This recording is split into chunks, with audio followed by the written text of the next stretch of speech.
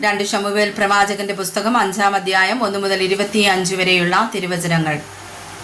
അനന്തരം ഇസ്രായേൽ ഗോത്രങ്ങളൊക്കെയും ഹെബ്രോനിൽ ദാവീദിന്റെ അടുക്കൽ വന്നു. ഞങ്ങൾ നിന്റെ അസ്ഥിയും മാംസവും ആകുന്നുവല്ലോ. മുമ്പ് ശൗൽ ഞങ്ങളുടെ രാജാവായിരുന്നപ്പോഴും നായകനായി ഇസ്രായേലിനെ നടത്തിയത് നീയായിരുന്നു.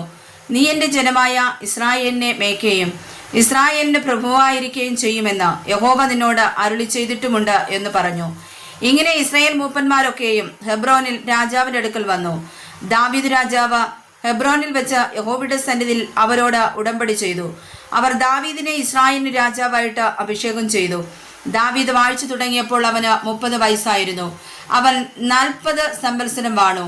അവൻ ഹെബ്രോനിൽ യഹൂദായ്ക്ക് 7 സംവത്സരവും 6 മാസവും യെരൂശലേമിൽ എല്ലാ ഇസ്രായേലിനും യഹൂദായ്ക്കും 33 സംവത്സരവും രാജാവായി വാണു.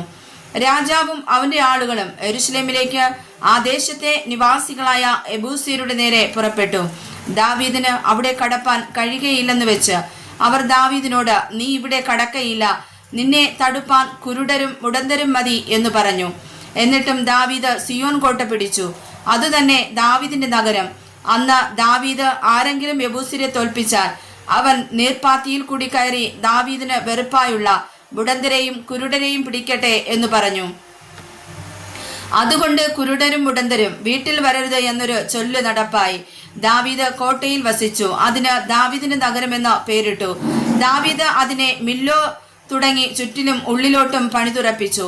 സൈന്യങ്ങളുടെ ദൈവമായ യഹോവ തന്നോട് കൂടെ ഉണ്ടായിരുന്നത് കൊണ്ട് ദാവീദ് മേൽക്കുമേൽ പ്രബലനായി തീർന്നു. സോർ രാജാവായ ഹീരാം ദാവീദിന്റെ അടുക്കൽ ദൂതന്മാരെയും ദേവദാരുക്കളെയും ആശാരികളെയും കൽപ്പണിക്കാരെയും അയച്ചു. അവർ ദാവീദിന് ഒരു അരമന പണിതു. ഇങ്ങനെ യഹോവ ഇസ്രായേലിൽ തന്നെ രാജാവായി സ്ഥിരപ്പെടുത്തുകയും അവന്റെ ജനമായ ഇസ്രായേൽ നിമിത്തം തന്റെ രാജ്യത്വം ഉന്നതമാക്കുകയും ചെയ്തുവെന്ന് ദാവീദ് അറിഞ്ഞു.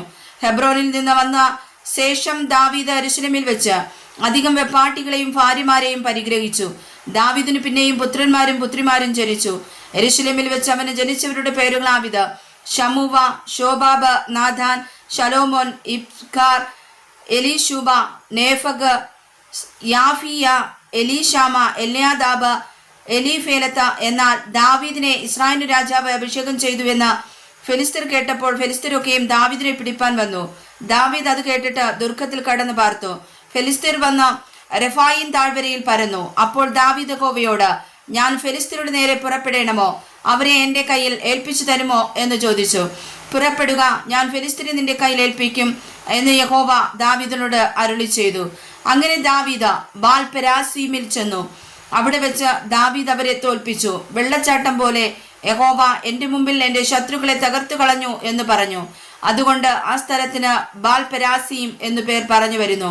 അവിടെ അവർ തങ്ങളുടെ വിഗ്രഹങ്ങളെ ഇട്ടേച്ചു പോയി.